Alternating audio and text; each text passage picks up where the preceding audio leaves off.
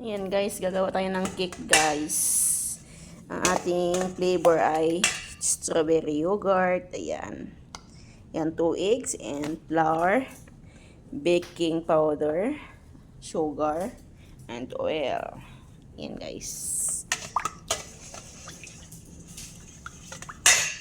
Ayan guys, mano-mano natin siya.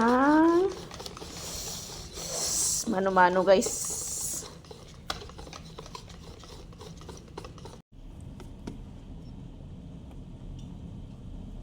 Ito na yung ating cake na mixture na natin.